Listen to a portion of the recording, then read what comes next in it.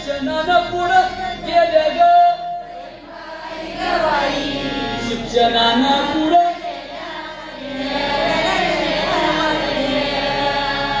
आमुच्या नशिबाला शेणाच्या पाट आल्या ग अरे कशा अगं ही 700 वर्षापूर्वीचं गाणं आहे 700 वर्षापूर्वी तुम्हाला बाहेर यायला चान्स नव्हता शेणाच्या पाट्याचं काय भीमरावामुळं झालं नाही तर झालं नसतं शेणाच्याच पाट्या होत्या आमच्या नशिबाला शेणाच्या पाट्या आल्या ग शेणाच्या पाट्या नारीनं शिकावा असं ज्योतिबा बोलले ग असं ज्योतिबा बोलले पहिली शाळा मास्तरीनं सावित्राबाई फुले ग सावित्राबाई सावित्राबाई बालपणीच लगीन होईल तुम्हाला बिगीन ग होईल तुम्हाला बिगीन होणार नाही धड होईल जीवाची आगीन ग होईल जीवाची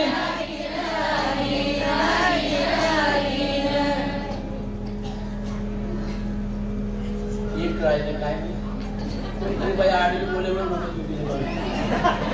मी आघाडीचे कोण कोण शिलेदार ग कोण कोण शिलेदार छत्रपती फुले बाबासाहेब आंबेडकर ग बाबासाहेब आंबेडकर भीमा तुझं नाव आज नाही ग घेतील ग आज नाही ग घेतील ए बोंबलू नका हे गालते हे कोकड्या घेतल ग आज नाही ग घेतील येड माझं मन कोण्या धंद्याला गुतील ग कोण्या धंद्याला गुतील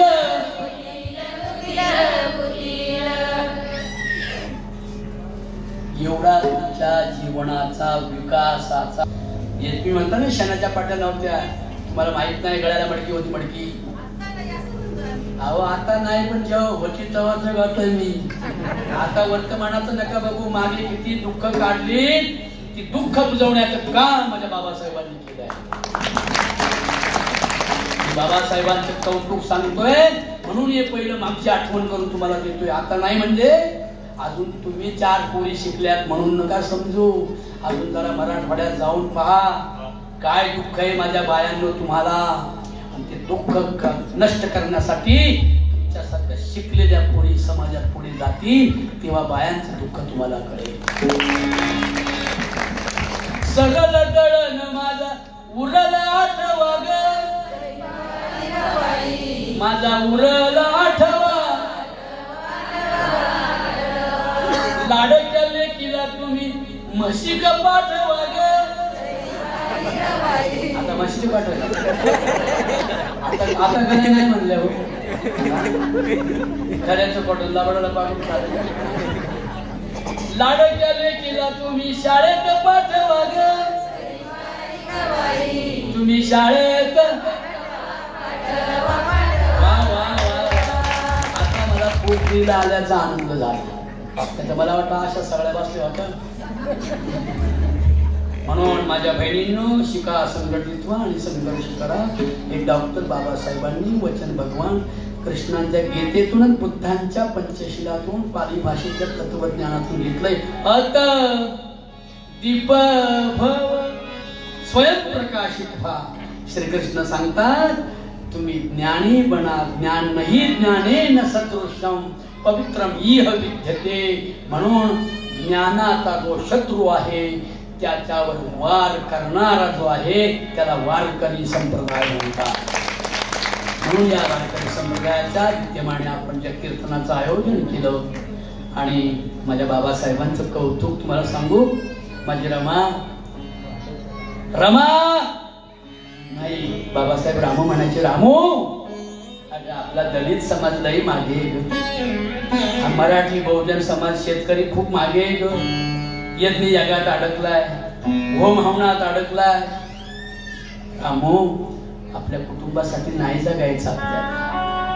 आपण याच्यापेक्षा बारीक बघा सर, आपला समाज केवळ आपलं घर नाही. मला या समाजाची दया येते रमा. 4,850 रुपयावर फक्त आपलं कुटुंब भागेल.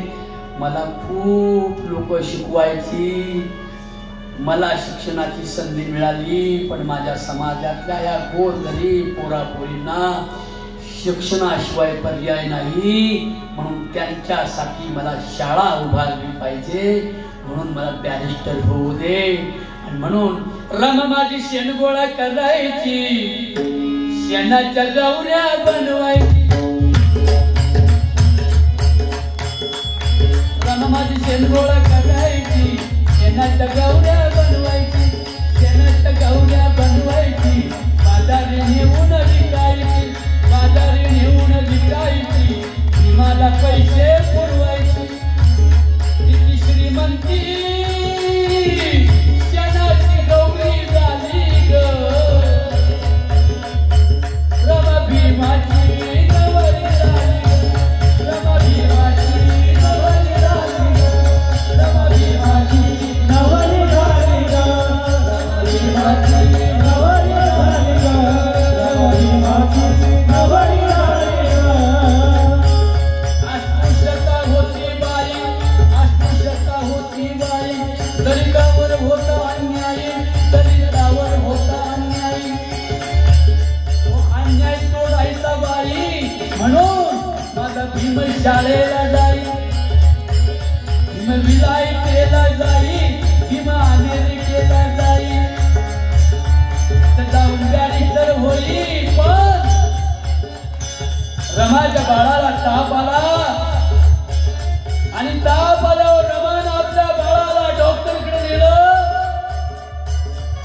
डॉक्टर म्हणला काय आणि उच्च वर्णाचे बाई तुझ्या पोलाला शिवणार नाही. आणि म्हणून रमा व्याकुळ होऊन बोलत होती. दगडाला देव समजता,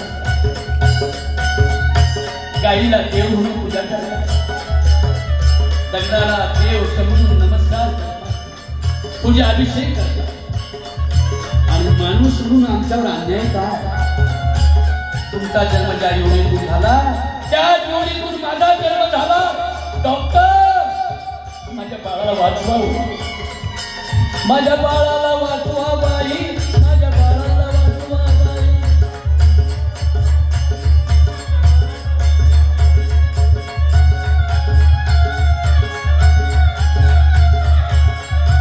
तरी डॉक्टर शिवला नाही, बाळ रमाचं केलं बाई ग, बाई ग, बाई ग. अशी 4 पोरं गेली, पण माझ्या रमाच्या बाळाला डॉक्टर शिवला नाही. लई राजरतन लाडका, साहेबांच्या आवडीचा, साहेबांच्या प्रेमाचा. राजरतन आजारी पडला, असा प्रसंग त्या वेळेला घडला. सांगतो ऐका, ऐका ना.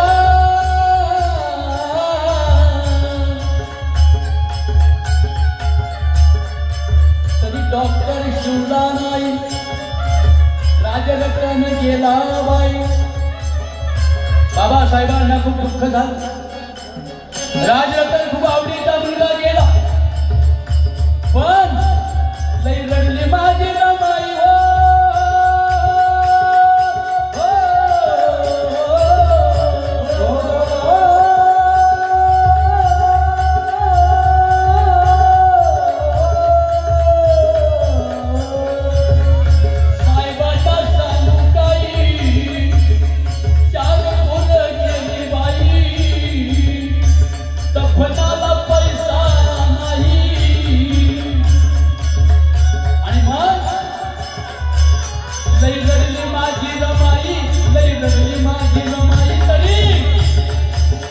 हिम्मत हारली नाही रे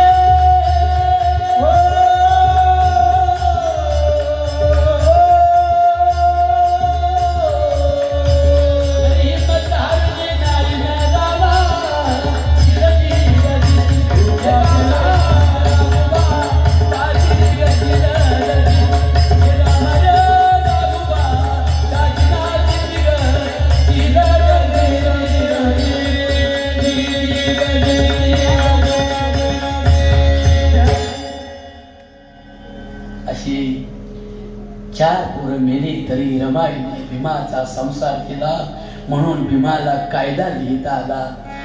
भीमानं अख्ख्या भारताच्या सुखाचा कायदा केला. मग ही दलिताची स्त्री आहे का मराठ्याची आहे का ब्राह्मणाची आहे की ज्याने छळवलं त्यांची आहे हे मला माहित नाही, पण शत्रूच्या सुद्धा स्त्रियांना सुख मिळालं पाहिजे असं वाटलं तुकोबाला, नंतर वाटलं शिवरायाला आणि नंतर लिहिलं कायद्यात तो माझ्या भीमरायाला. शत्रूची सून मुसलमानाची सून शिवरायांच्या दरवाजामध्ये आली तेव्हा शिवरायांनी विचार नाही केला की इथल्या हिंदू आणि मुसलमानांच्या स्त्रियांवर बलात्कार करणारे अफगाणचे मोगल, त्या मोगलाची सून दारात आली असताना शिवरायांनी सोळी बांगडी करून स्वतःच्या सख्या बहिणीचा दर्जा देऊन शत्रूच्या सुनेला परत तिच्या सासरी पाठवणारा तथागतांच्या आणि वारकरी संप्रदायाच्या जगद्गुरु तुकोबरांच्या परबिया नारी माऊली समान हे गेले निमून ठाईची हे तुकोबरांच्या अभंग वचनाचा प्रॅक्टिकली स्वराज्यात काम करणारा जगातला एकच राया, त्याचं नाव शिवराया. आणि ते मग बायांनी कशी कपडे घालायची